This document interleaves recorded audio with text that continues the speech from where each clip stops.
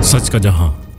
Baku सदारती महल ज़वाल्बा आमद पर वज़ीर आज़म शहबाज शरीफ का पुरतपाक इस्तकबाल गार्ड ऑफ ऑनर दिया गया। ज़वाल्बा महल आमद पर आज़रबाईजान के सदर अल्हाम अलियोफ ने मरकजी दरवाजे पर वज़ीर आज़म का इस्तकबाल किया। दोनों रहनुमाओं ने पुरजोश मुसाफिया किया। गार्ड ऑफ ऑनर के दौरान दोनों मुल्कों का कौमी तराना बजाया गया। 2 रोज़ा दौरा आज़रबाईजान के दौरान शहबाज शरीफ आज़रबाईजान के आला हुकाम से मुलाकातें करेंगे, जिसमें तवानाई, तिजारत, दिफा, तालीम और मौसमियाती शोबों में 2 तरफा ताउन बढ़ाने पर जोर दिया जाएगा। इस मौका पर दोनों ममालिक के दरमियान मुतअद्दिद मुफाहमती यादाश्तों और मुआहिदों पर दस्तखत किए जाएंगे। शहबाज शरीफ बिजनेस फोरम से भी खिताब करेंगे। 13 साला बच्चे का ECL में दाम, क्या रियासत ऐसे चलती है? अदालत का सेक्रेटरी दाखिला से सवाल। फैजान उस्मान की बाजियाबी से मुतल्लिक केस की समाअत इस्लामाबाद हाई कोर्ट के जस्टिस बाबर सत्तार की अदालत में हुई। इस्लामाबाद हाई कोर्ट के हुक्म पर सेक्रेटरी दाखिला खुर्रम अली आगा अदालत में पेश हुए। जस्टिस बाबर सत्तार से इनसे मुकालमा करते हुए कहा कि अदालती हुक्म पर नाम ECL में शामिल करने का कोई वर्किंग पेपर अदालत में पेश नहीं किया गया। सेक्रेटरी दाखिला बयान हल्फी जमा कराएं और नाम ECL में शामिल करने के हकाइक सामने रखें। सेक्रेटरी दाखिला 1 हफ्ते में काबीना सब कमेटी की रिपोर्ट, वर्किंग पेपर की रिपोर्ट पेश करें। सेक्रेटरी दाखिला ने अदालत को बताया कि सब कमेटी के चेयरमैन की जानिब से तफसीलात भिजवाई गई थी, जिस पर जस्टिस बाबर सत्तार का कहना था कि हर चीज का कोई न कोई तरीकाकार होता है। आखिर ऐसा क्या था जो नाम फहरिस्त में शामिल किया गया?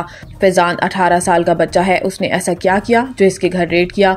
बाजियाबी के बाद पता लगा कि कौन मुल्जिमान थे जो इसके अगवा के पीछे थे। इस्लामाबाद हाईकोर्ट ने फैजान उस्मान की बाजियाबी के बाद इसके अहल खाना का नाम ECL में शामिल करने का हुक्म मुअत्तल करते हुए फैजान उस्मान की फैमिली को 8 अफराद के नाम ECL से निकालने का हुक्म दे दिया और कहा कि सिर्फ फैजान की शादीशुदा बहन सालिया का नाम रहने दें, बाकी निकाल दें।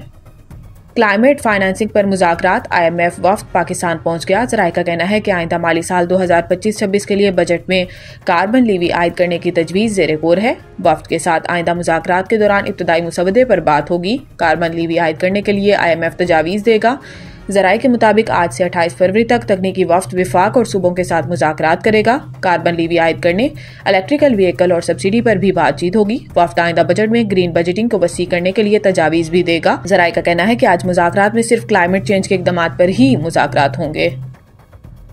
हुकूमत कारोबार चलाने के हवाले से निजी शोबे को पॉलिसियां दे। पाकिस्तान बैंक्स एसोसिएशन के तहत पहली पाकिस्तान बैंकिंग समिट 2025 जारी है, जिसमें वफाकी वजीर खजाना सेनेटर मोहम्मद औरंगजेब समेत बैंकों के सदूर और गैर मुल्की मंदोबेन शरीक हैं। वजीर खजाना का कहना है कि इमर्जिंग मार्केट ने गुज़िश्ता 25 साल बेहतरीन अंदाज में गुजारे हैं। सबका इत्तेफाक है कि हमारे जो हाथ में है इस पर तवज्जो देने की जरूरत है। इन्होंने कहा कि बिश्तर वज़राए खजाना की तवज्जो पैदावारी नमू पर मबनी रही है। हुकूमत को चाहिए कि वो निजी शोबे को पॉलिसियां दे ताकि निजी शोबे कारोबार चलाए। निजकारी का अमल और मालियाती इंतजाम की बेहतरी होना जरूरी है। इनका कहना था कि गवर्नर स्टेट बैंक और मैं सऊदी अरब में आलमी कॉन्फ्रेंस में थे।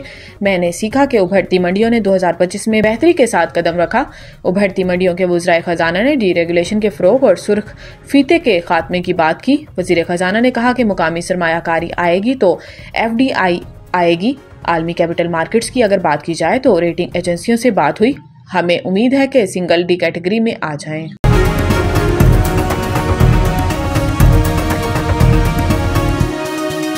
हमारा जहां, सच का जहां।